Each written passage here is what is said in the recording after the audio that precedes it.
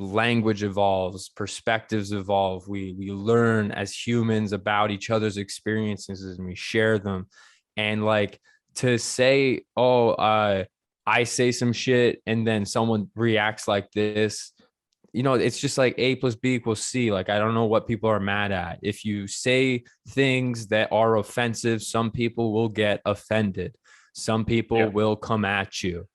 It is a fact of life. It's what we do. Welcome back to the Corner Talks podcast. I have my good friend here. How's it going, man? Happy to be back. No, it shouldn't be about anything. Like, this is one life. Yep, one life? Like, fucking do it. My guy. Like, she just got it. She totally understood it. 20 years old when I started just watching a lot of movies. And it tells a story. I want to tell a story.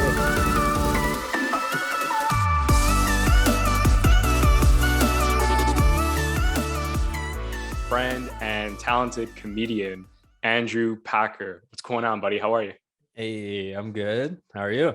I'm doing great, man. Andrew Packer, I don't know if people listening to this podcast or watching the video format is familiar with your face as I was when I saw you. A little bit of a starstruck moment, I don't know, because you have quite a reputation on Instagram, social media, especially with, the frequent collaborations you've done with Neema Nazeri, another close collaborator, friend of mine as well, a better friend of yours that you've known for a long time, which I'm happy to get into. But man, it's been a minute since we saw each other at the Market Brewing Company, where you hosted a lineup of comics and performed your own stand-up routine. So it's a pleasure to have you speaking with you again. Yeah, I appreciate it. Thanks for having me on the show. Great. And like I said, upon meeting you in that so-called green room in the back of the establishment, I instantly recognized you from your numerous hilarious skits that you and Neema created together. And something that when I was just talking with you, I always have in the back of my head, which is why I invited you on the podcast, is what intrigued you about comedy or becoming a comedian? I always just loved stand-up comedy. I used to, my earliest like memories of just chilling on the couch at home, like watching TV, or with my dad watching like Just for Laughs on TV and just laughing. And then I used to like, I didn't realize I was obsessed with it growing up, but then I like in hindsight, I'm like, yeah, like I used to always like quote comedians I liked. And every time I go, I used to deliver newspapers, and I remember I got like an iPod Photo that was like one of those ones with the spinny wheel and everything. And instead of listening to music, I would mostly just listen to comedy albums on repeat, like Eddie Murphy, Russell Peters had just blown up.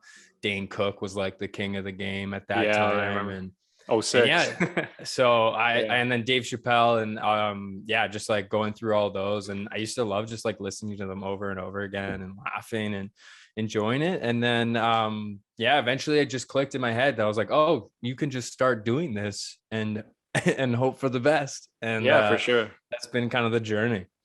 That's amazing, man. Yeah, like it's kind of fascinating how you were explaining that while kids were doing this, you were doing that, right? Like with comedy, for instance, like that was what you were listening to, as opposed to a typical 10-year-old kid, 12-year-old listening to music on their way to deliver newspapers. I find that actually relatable in a way because I love storytelling.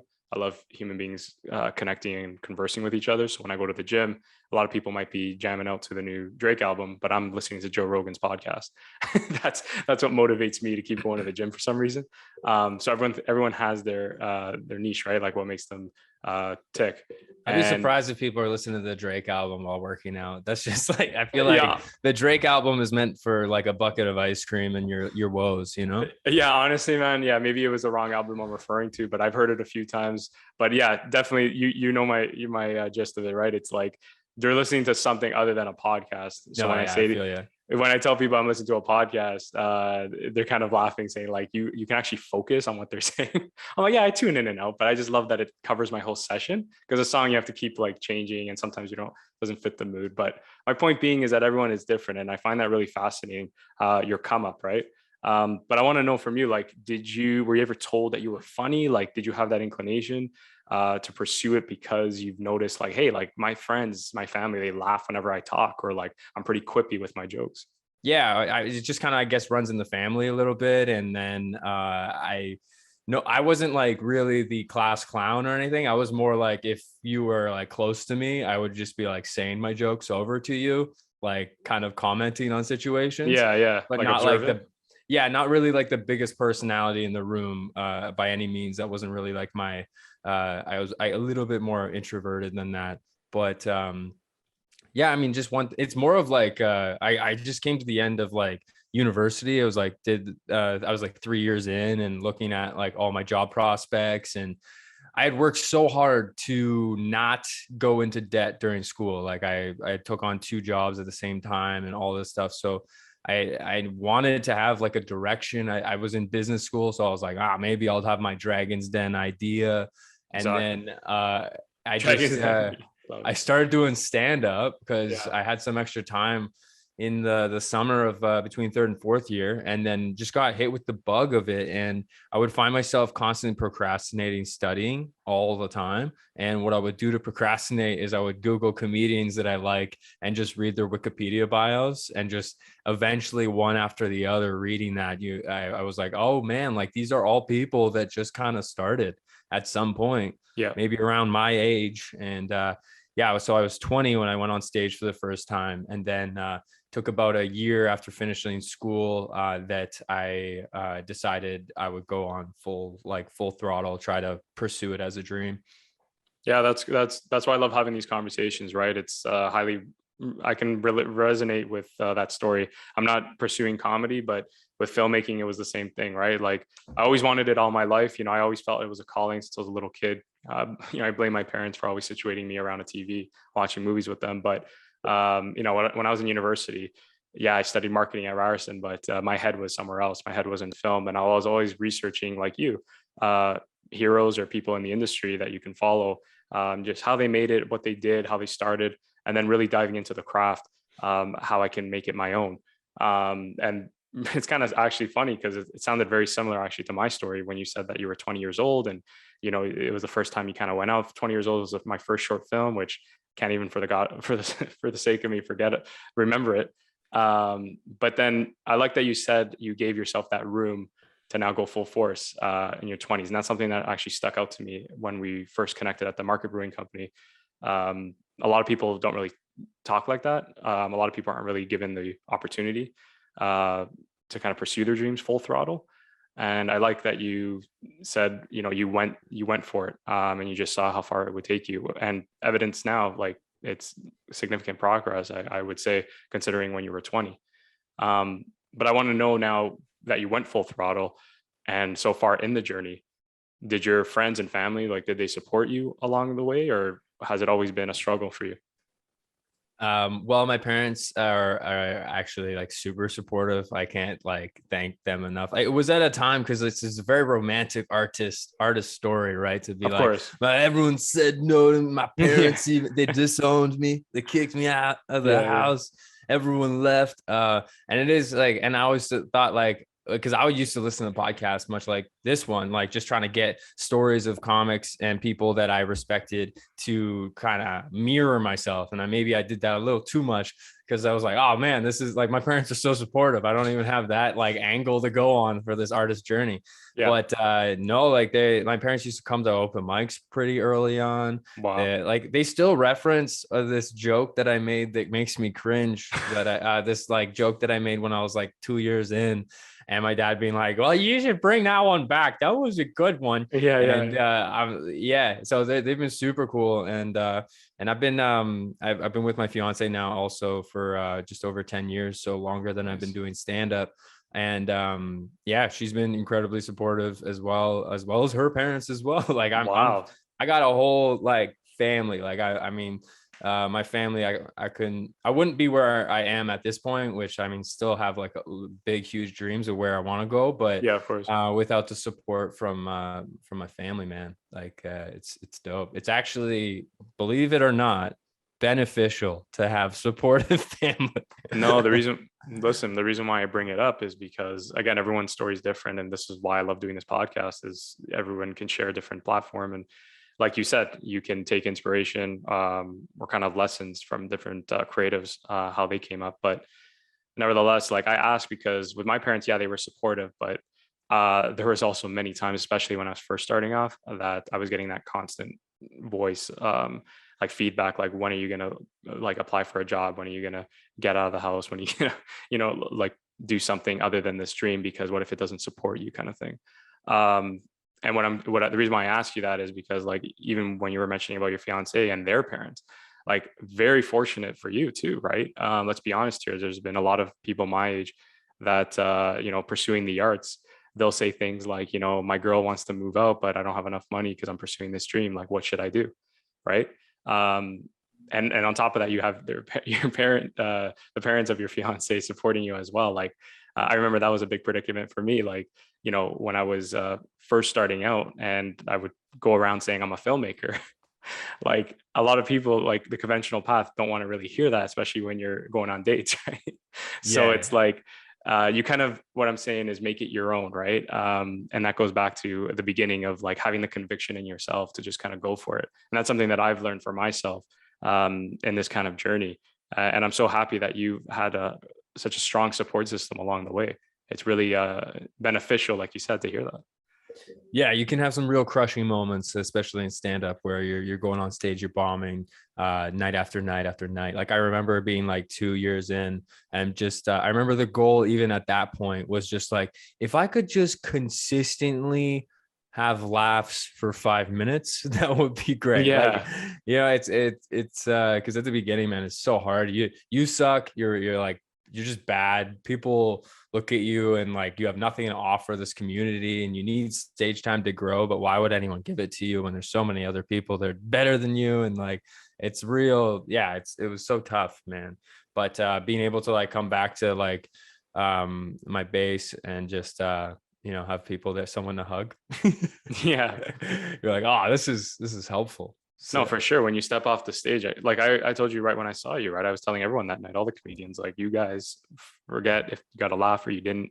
The fact that you went up, you have the balls to do it. Like that should be something that you should be utterly proud about. Because there's one thing to make a speech and speak in front of a room, right? And then there's another thing to try to evoke an emotion, which is laughter. Like, I still can't believe how you guys do it. Like, I was explaining this to you, right? I'm like, it's not like you're going up there and saying a speech, right? You say a speech, some people nod, burp, leave, whatever. It doesn't matter. You said the speech. You have to get something out of it to make it worth your while, right? To make it considered successful. Mm-hmm. And again, that probably takes years of craftsmanship and just constant persistence. I want to know from you though, like, how did you kind of get to this point in your career? Like, what steps did you take to ensure that? How do you kind of like handle maybe bombing or like success? Well, it's hard for sure at the beginning, like I said, but you're always like learning. That one thing I remember from my early years of stand-up, I would do crazy amounts of mics, and I was fortunate to come into the Toronto scene where literally my first like year I was doing like anywhere between 15 to 20 spots a week, right. Which like, and all like just like skateboarding around from spot to spot. You're only getting like 4 to 5 minutes on each show. And I remember like a benchmark from a podcast that I heard said like, you want to be getting at least 2 hours of stage time a week, which in 5-minute increments is incredibly tough. But I always like put my base and my confidence in the amount of stage time I could get. I was not like a natural stand-up comedian. I don't think like I come off natural now, and I've learned how to reveal natural parts to my personality and get more comfortable on stage. But when I say like I wasn't natural, I mean I was incredibly uncomfortable on stage at the beginning, just not good public speaker. Really just had to go trial by fire. And I put the confidence in the fact that if I get a lot of stage time, I will get good. And I still have a lot of focus on that as a comedian, despite doing like virtual stuff, despite doing comedy sketches and all of like the online social content. Most of my confidence is put on the fact that if I walk into a room where it's set up properly, I can go on there and smash, because I do this all the time, always. And like, it's just like, when you're doing it all the time, always, I'm gonna get better at it. Of course. It's it's like reps at the I, gym, right? You get stronger. I also, and I care about it so much. Like I wouldn't, every time I would go out and bomb, I feel like I learned so much. And every time I was going out, that's what like helped me continue and persist, is just being like, oh my God, I'm learning so much. I really feel like I'm getting like my master's in comedy by just pursuing this in all of the worst situations. Yeah. Like, what do you think? No spotlight, no, the mic's cracking out. There's people walking between you and the audience on the stage. I did one show that was literally on a sidewalk where people were walking back and forth, and they had a street patio where the audience was, and I'm on the other side. And I'd love to say that this was like 2 years in, but no, this was last year when I was in San Francisco. Yeah, you know what I mean? I believe that. And I remember, and I think there was one punchline that hit from that I actually go like, oh, I riffed that in that situation, and that might come in handy in later. And luckily, as a comedian, like that same brain that I had as a child reciting all these comedian jokes, it's really a brain that just latches to things I think are funny. So you get these little nuggets from different sets throughout the repetitions, and then they become little like tools in your belt for places and directions you can go that are unpredictable to an audience who's seeing you for the first time. Yeah, no, for sure. And that's something that I admire about comedians when I watch them, is when they incorporate kind of things that were unexpected or not part of the act into their act. And they make it feel natural, or they at least acknowledge the elephant in the room. And what I mean is that for you at the Market Brewing Company, that speaker was acting up, was making a lot of loud cracking noises, but you incorporated it into your bit. And you kind of actually set the tone for all the other comedians that were coming off after you to do the same, right? Because someone like me that would throw me off, right? Because obviously I'm not a trained comedian, and it's just in my character where it's like, this is highly distracting because I'm a highly distracted individual. But you made it funny, and you made it part of the act, almost like a prop. And that's what I kind of admired about you, is that you're not just going up there and saying jokes. Like you said, you're kind of working with the audience, working with what you have, being resourceful as well as observant. Yeah, when you're in the hosting position, you gotta do that. Like, it just makes the show so much better when you talk to the audience. And like I have my sets where I love it, where it's all set up for me. And if you're going to go and you're going to be the middle performer or the closing performer, usually everything's been taken care of, and hopefully you can just kind of do your thing. Exactly. But as the host, you're more of like the bridge towards the show. Yeah. The audience sees you, and you have to take them from regular life into this life where they let their consciousness open up and follow along. You got to use them up. Yeah, for sure. No, you got to warm them up. And that's what you did, in my opinion, beautifully, because I felt like everyone was relaxed and the tone was set. And yeah, the night could carry on. So really, really commend you on that.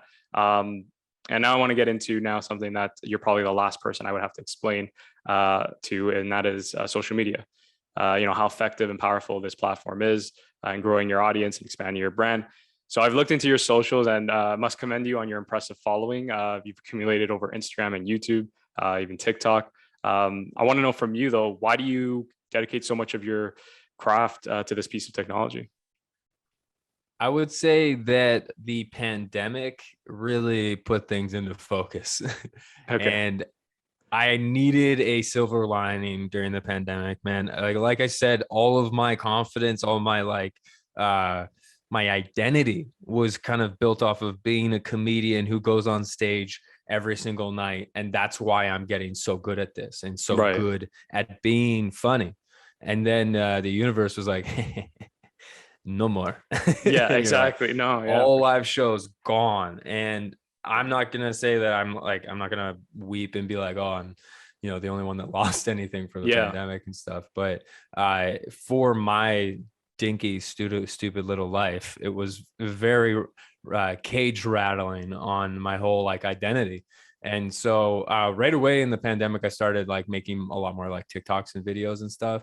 And I had been learning to video edit a long time before it and stuff, but not put so much focus into it. And then now I'm starting to really see the benefits of it. I've only like really had like some big surges in my following semi recently over this past like 6 months, because it's been like over like 2 years of like being consistent and pushing and like shooting things off into a void and like nothing really gets hits, but there was a challenge of like learning how to do everything. And now I'm just like having that realization, and like every day, like sometimes I put up a clip the other day that I was headlining this comedy club, and unfortunately one of the shows only had 10 people in the audience, and it was a room of like 60 that could have sat there, but there's only 10 people. So instantly, like just from like going on stage a lot, you're like, okay, I'm going to make this a lot more conversational, and I'm going to give myself room to riff, and which is just like when you're just going off the dome. And so yeah, I was like riffing like to this like lawyer, and then he told me he does like civil law cases, and then we got talking about the Amber Heard trial, and then I had like some take on the Amber Heard trial. The audience that was there, the 10 people, really liked it. They laughed. I obviously was filming everything. I film everything after the pandemic now. I'm like, anything, I'm just filming all the time. Of course. So I clip that up. And then despite there being 10 people in the audience that night that look at me and go, oh, that's a funny comedian, now that video has been seen by over like 300,000 people. Amazing. Which is like, then you just like, you take a seat back and you're like, holy shit, I just did something for 10 people, and then 300,000 people saw it. Yeah. And instead of 10 people going, this guy is a funny comedian. Yeah. For a moment now, 300,000 people are like, this guy's a funny comedian for like a second. And so like doing that every single day, all the time, I think it's inevitable. Eventually I will build a following. Yeah, it takes the pressure off too, especially someone in your field, right? If you think about it. So if you go, imagine if social media didn't exist, you have to make those 10 people like you, funny, make them laugh. I mean, you never know if there's a scout. But when you go to these shows, there's 10 people, but if this thing is recorded, maybe these guys don't laugh, but I know 300,000 will view it, and maybe 10,000 will laugh. You know what I mean? It's like that possibility of you just basically, what's the most optimal way you can reach your audience? And by you taking advantage of social media can only benefit your career and your brand, which is what you're doing. So I think that's really cool. And am I right about that? Does it take the pressure off in a way? I wouldn't say it takes the pressure off. No. It's a visceral experience going on stage in front of everyone. It doesn't change or get easier. You get those feelings through your whole body, and my heart starts pumping. At first, like those 30 seconds leading up until I'm going on stage, my heart's going. It's excitement though, man. It's good energy. It's like, rush, I want this to go well. And like, it's like jumping out of a plane. You're just so stoked. And but like you want to crush. Like it'd be very rare for a comedian to put up a joke of his that bombed in front of the crowd in front of him. Oh, I got you. Okay. Still expect like other people to think it's funny. Right. But so the pressure is actually, in some ways it's higher, because it's changing the way we write. It's changing the way we perform. I've always been somebody who likes to incorporate like anything in all the time can go into the act. Like if you want like the stuff on script, if you guys are going to be on game for that, then I'm going to do that. But the second you guys start to fall off, or if I just get distracted by something, or I'll do it intentionally just so that I can get a moment where it's like genuinely happening in the moment, because those are so useful for content. Like it takes years sometimes to craft material and craft a perspective and guide everyone's differing perspectives down this line of thought so that you can get them and surprise them and do something unique that matters to you. But also these moments that just rip in the moment and like will never happen again, they're so useful for content, because I can go put it up. I can like showcase like that I'm quick sometimes. Sometimes I'm not, but like I have my moments now, and it's something new too.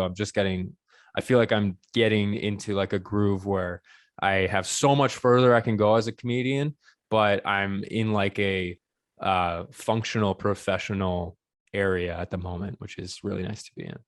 That's amazing, man. Yeah. And that would make sense. Like you would know best if someone in your field, like the pressure is not taking off. And that would make more sense too, actually, when you think about it, that the live audience, even if it is a dry crowd, will kind of dictate or kind of give you an idea of what hit and what's not. Going back and to the degree, like I want the pressure, like I want to feel, if I don't feel nervous before a show, I'm like asking myself if I care enough. Like I See, want, yeah, I like that. like, Yeah. because I'm not every night we go out. Yeah, like I'm playing to 10 people, but I'm also playing to 1 million. Yeah. Because if it goes well enough, if I'm able to be quick in those moments, if I have that comfort and that base to like rip into something and dig deeper and ask the right questions, follow curiosity, and then rip punchlines out of that, then like now I'm like, I have the potential for that to really fucking launch a career. It's like hitting a slot machine, but any moment clipped up properly could become the thing that gets me to that next level. So Exactly. pressure's on, baby. It's well said, man. That's what I was talking to you about. I don't know if I was having this, I can't remember if I was having the conversation with you, but when I go on my sets, I'm not performing for a live audience. If you think about it, everything is kind of tailored a certain way until the audience like yourself sees the final product. But in a way, I'm nervous because it has to go well, because the audience, again, yourself, will see if it did go well when we were shooting it, when we were preparing for it, when I was writing it, right? And those nerves translate to you being you caring about the craft. And I remember a good client of mine, good friend, I should mention, really voiced that to me, because I said, I'm like, why? Like I've been doing this for like 5 years now. I've been doing this since I was 20, really. But like, why do I always feel nerves, right? Even this production I have in July. And he told me, he's like, it's because you care. It's because you want it to go well, and there's nothing wrong with that, right? So I go back to Scorsese, Martin Scorsese, famous director, that says, being on a set is the most exciting and terrifying thing you'll ever do. So I always, again, as a filmmaker, I can relate to that quote, that comment. And I'm sure for you as a comedian, you know what it's like to be both excited and terrified at the same time, or at the very least nervous, right? So thanks for being honest and transparent about that, about how you really feel when you go on stage. So people can get an idea that this isn't a walk in the park when you're a stand-up, right? But speaking of now bombing, right? You've mentioned it a lot. It's something that a lot of people like myself have heard of. We all know what it's like to bomb in life, but the bomb on stage, to not have a joke hit. We've been through that. I've been through that when I tell a joke with friends and no one laughs. How do you deal with negativity, man? And how do you deal with, I should mention, really woke culture, like the society we're in, the political views? Like, how do you overcome that in your style of content? Yeah. I mean, relating it back to like the family values and everything. Part of me is like, cause I'm so close with my family, with my fiance, her family, everybody. Right. Part of me doesn't like, I don't get that like satisfaction over shock comedy, or like satisfaction from like treading a line that's like on topics that we don't want to talk about because it could potentially, like, I can appreciate when somebody does that really artistically, but then there are people that are doing so ignorantly or doing so, and it's just like like I don't feel like it's as bad as everyone's made it out to be, as far as like, oh, you freedom of speech, you can't say anything these days. I don't think it's that bad. I think of the last 10 years right now is the best it's been, because we're all coming out of a pandemic.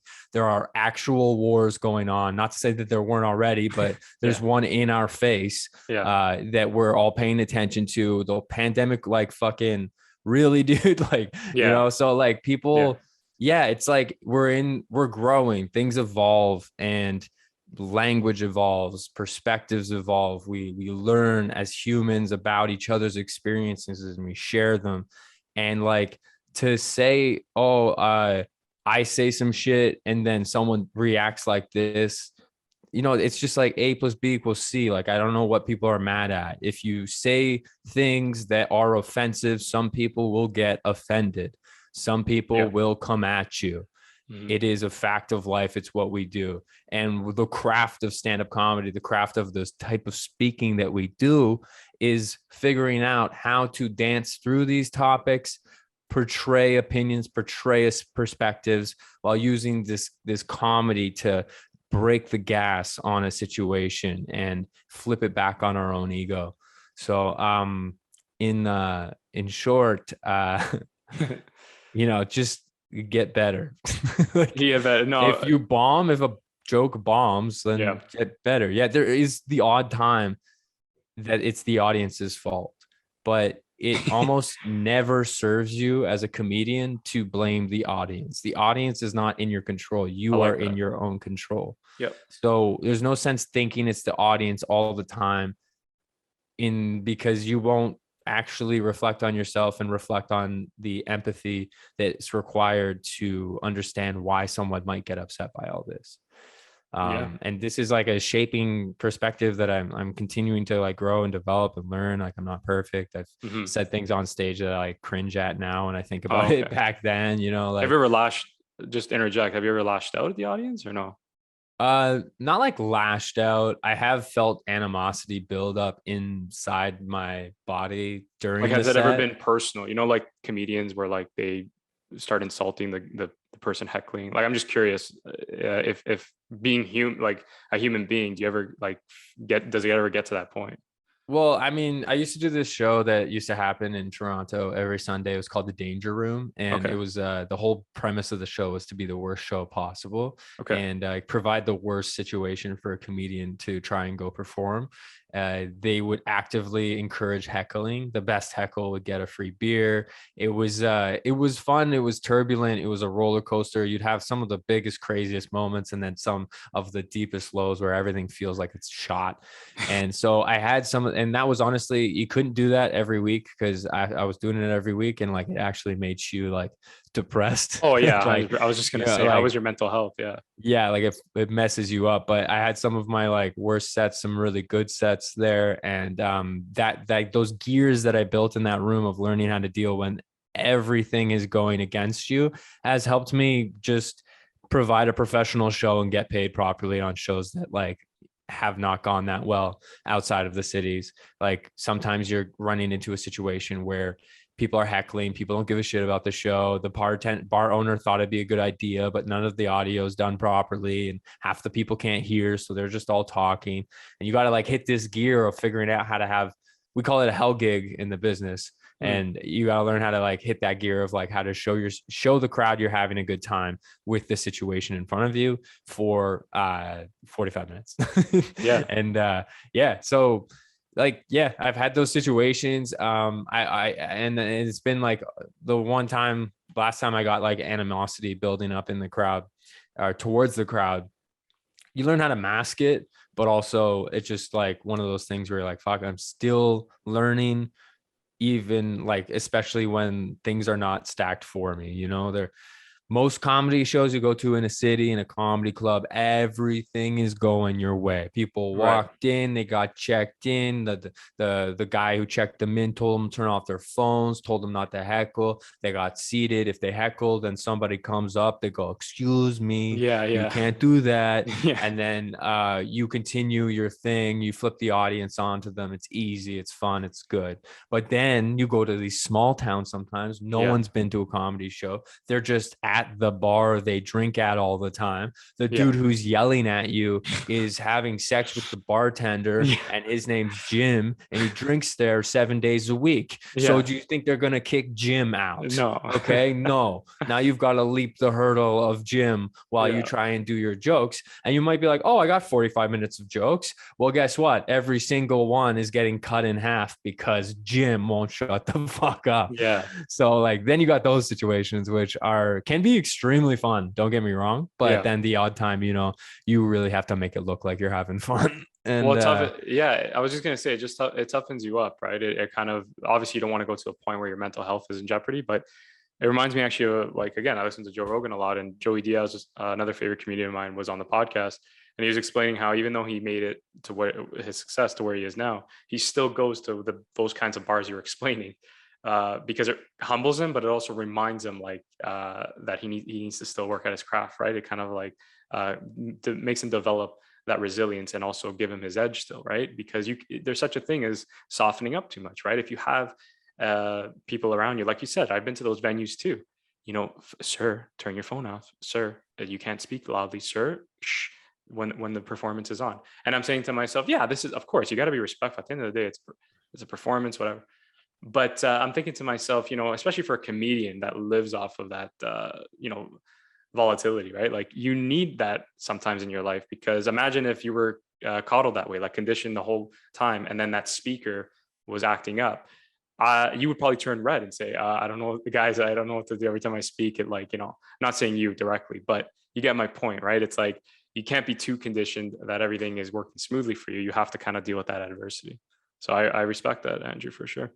Yeah, but don't be the guy that generates it. If you're listening to this podcast right now and you're like, I'm gonna help give these guys this happens in every city I go to. Somebody will cause some shit at some point, and then they'll come up to you after, like, I was just Oh I no, was that's just not giving good. you They actually something have to the balls work on. they have the balls to go up to you, look you in Oh the eye, and yeah. say sorry about that. Oh my god. No, they don't say sorry. They act like Oh, they were doing you a favor. Like they were just, I was just really? busting your balls, gave you that moment, Wow. gave you that gas, and you're like, okay, sick, but also no, that's not how Yeah, that that's not works. that's not Like I don't know. It's tough because like I'm like, yeah, I like love the spontaneous moments, but it's like they shouldn't be generated by the audience. And if you're doing that, it's like, just know it's never welcomed. yeah. It's never Well, it's appreciated. not respectful in its human, like really breaking it down. It's just not, Yeah. something that you would do.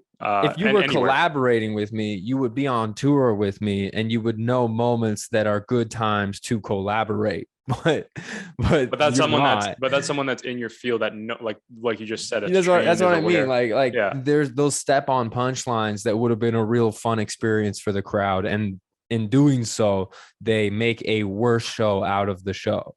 And only because we're professional, solid comedians do Yeah. we figure out ways to still make those moments fun. And then like they still think, they're like, I created that. You're like, Yeah, it's dude, true. It's true, man. yo, like, come on, man. It's just like the way people laugh, or like, because heckling doesn't have to be an insult. It just could be like random noises. Like I heard the odd noise when we were at the last kind of venue, and Neema masterfully like kind of said, "What was that?" And then he said, "I don't know what he said, some sort of comment," and then he said, "Okay, I'll take care of it, thank you." Like, in other words, it's like you said, you have to know how to like bounce it back and just kind of reclaim the focus, even though it can be very distracting. But yeah, definitely, I would not recommend anyone. You shouldn't, on a human level, be interrupting a show. Like, just imagine if I was like, I'm gonna test this guy if he's real good. Like I want to see if he's like a Dave Chappelle, and I just start hurtling insults at you. Like, it's just not the right thing to do. It's not ethical. So don't do that. Anyone listening, be respectful when you attend these shows, and you will be given respect back. So speaking of Neema, as mentioned before, he's a frequent collaborator of yours and been developing quite a prominent status too himself in the industry. I'd like to know, like, how did this collaboration form between the two of you? One of those cool things where when I said I came full throttle into doing stand up in Toronto, I just kind of ran into him at Mike's. Just very, very organic. He was doing Humber, I think, at the time, and I would just see him around. Amazing. And then just like one thing after another, man, he's been an inspiration on a lot of levels for everyone here in Toronto. I think I can safely say that, but for sure myself as well. Like he has been crushing it online for a lot longer than a lot of people, like way before the pandemic. Some of my earliest videos I've done, like they were with him and me just kind of like learning about how to create this like content with him. And it's been really cool. It's been an awesome journey to watch, like, how far he's come, man. It's really like I'm so excited for him every time I see like the new stuff that like comes his way. He's been really getting some cool opportunities, and it feels great to have these peers around me that are all doing so well as well, and they're such hard workers and such a nice person as well. Yeah, no, for sure. I've met him for the first time in person, because I've met him through this platform. By reaching out to do a podcast, and kindly he did it twice for me, and it was interesting because we did it a year apart. I was unplanned, right? But in that year, it's amazing, just to prove not only to myself but to the audience that you can progress if you're consistent. And what I mean by that is that the first time when I interviewed him, I always was fascinated with his Gary Vee impressions, and I thought it was one of his underrated impressions. I said, no one's giving you any respect, no attention. What's going on? Like, you sure Gary Vee didn't DM you? And he's like, no, man. He's like, I might have heard from D-Rock, but at the team, no one really like reached out to me. And I said, okay. So I said, what does that mean? Right. And then a year later, you start seeing, they follow each other. He's going to VCon. And I'm saying to myself, wow, like, it really is possible. And I told him on the last time I had the podcast that my hero being Tarantino, like, obviously I don't know if I'm going to meet my hero, but I like to know that it's possible. You know what I mean? That if you really are consistent, if you really pursue what's truth to you, right? What's your passion, you'll find your way there, right? You might not know the exact plan because he didn't, right? There was a lot of ups and downs, his TikTok getting banned. And then next thing you know, he's got to meet his hero, right? So very, very commendable. Like, that's why I brought him up, because I see you guys collaborating, and I encourage future collaborations between the two of you. You guys have a great on-screen chemistry. You guys are hilarious. My favorite bit is, I told you when I met you, the Gary Vee going to heaven, you acting as God. Thought that was beautifully well done. And it's not just funny, it's acted well. Like a director looks at that, like, especially you as God, like just looking confused, like, what do you mean I'm God? It was just like, great. Yeah. He's like, do you have blueberries up here? He's like, are you kidding? I have everything. So like, I love that, man. So keep at it. Do you have a favorite skit yourself that you've created with him that we've done together? I really liked doing we've done two of them, the Persian, meeting your Persian, Persian girlfriend's dad. Noises too, right? Yeah, like, because my fiance is half Persian. So it's fun. She's half Persian, half German. Nice. So yeah, it was like fun to like take some of the things I've learned, obviously, from being around her and like some Persian culture stuff, and then just like reveal the white boy kind of coming into all that 100%. I've clearly played, like fish out of water, right? yeah, and you're like even just like pronouncing what is this, Barbary? It's Barbary. Like, it's like, I probably still, even if you're Persian listening, being like, well, he still said it. Oh, like, yeah, I wouldn't know anything too, even when he thought he said it right. But yeah, so that was really fun because it's like relatable, and then like Neema's like character is just like so fun to play off of.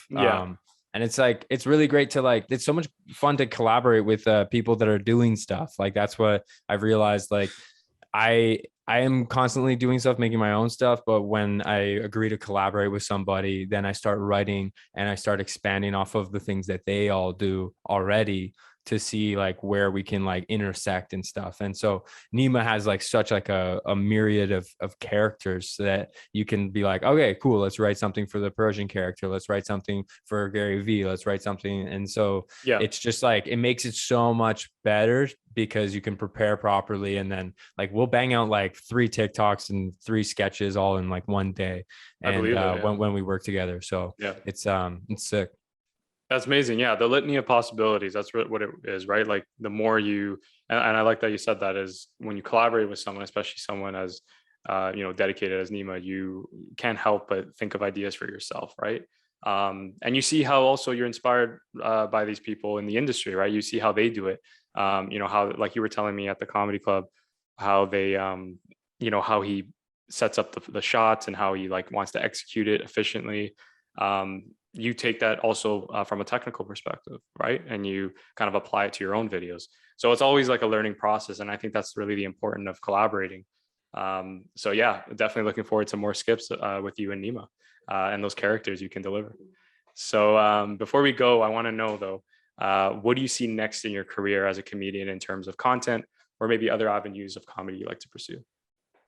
Right now, I'm just working on pumping out as much stand-up and also men's most trusted news source. Right now, those are my 2 focuses. I'm trying to balance out and like TikTok's my largest platform right now, and then I'm working on my YouTube right now really intensely, trying to, because I'm seeing stand-ups starting to get a lot more rewarded on YouTube. It seems like a lot of like professional comics are putting on their actual full specials on there, and I've been getting like a little bit more traction this past month on there. I still have a very small channel, but I'm experiencing like a good amount of growth this past like month. So right now, like, I have so many sets filmed because I've been filming all the time, all of the tours. And I'm like learning to work with a video editor now, because it's just like, I know how to edit, but I don't have the time. No, I believe it. I gotta edit this stand up. I gotta write sketches, write stand up. I gotta perform stand up. I gotta plan tours, book tours, go on the tours. Like, it's like, so like I'm learning now. So you don't have like a manager or anything like that? Like, I am everything. Wow. Good for you, buddy. So it's like, right now I'm learning how to, what's the word? like pawn off. No, I'm learning how to Manage? work like when you give out, Delegate. delegating. I'm Okay. Yeah. learning how to delegate work and learning how to rely on other people in order to continue and free up time, which is a cool place to get to. Like I know earlier 20s, I'm like trying to fill the time. I feel Yeah. bored. I don't know what to Right. do. Yeah. I don't know how to do. And Yeah. now I'm trying to I feel like I'm in a new process of like, it's going to be constantly learning how to delegate off so that I can free up time to do other things. And so I'm going to be pumping out way more clips from my stand-up, from my tours, and I'm really hoping that I can gain traction from that, so that I have it's interesting, like the only goal now, because of the platforms and how they are, is like build fans, build a following. Yeah. And that's all I think any stand-up should be focused on, or content creator, because like you're just trying to build your following and build, like, create stuff that people like and find those people. And all of the other stuff, like, I have not really been that supported by any industry, Right. in Canada at least, and or any real industry. And it's beautiful because we're at a point in time where there are other avenues. So I eventually I'll like build something else. I have like this production company in the States that's asking me to make some shows for them with There you go. some of that time that I don't have. Yeah, So yeah. I'm figuring out how to do that, and we'll see Sometimes what's you gotta to come. Yeah, man. Sometimes you just got to make the time for those things, like prioritize. I always often use, a method in university, or I often tell my younger sister, like, pick and choose your battles, right? Like, you don't have to put all your energy maybe into this, so you can like divert it to this, right? Because at the end of the day, you're only human, right? You're one person.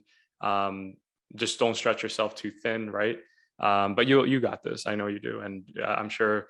I'm very excited for what's to come, because I enjoy your style of content.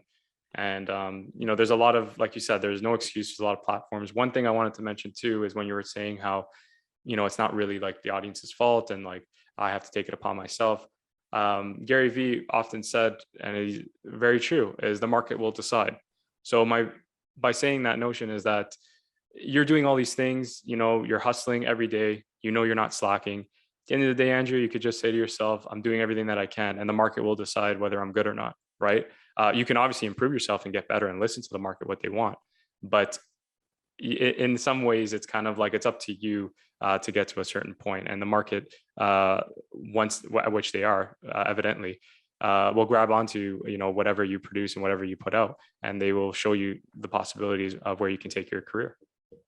100%. Awesome. So Andrew, thank you so much for joining us on the podcast to share your journey. You're probably the first comedian. Well, I should mention Neema Nazeri. Sorry about that. But you're probably first comedian that really delved into and really understood like the process of the entire journey. Just seeing that you've been dedicating so much time to this craft. Very inspirational, very insightful, I should say. So thank you again for coming on the podcast. Thanks for having me, Daniel. Appreciate it. Of course. All right. So thanks again, Andrew Packer. Thank you again, everyone, for listening, and we'll talk soon.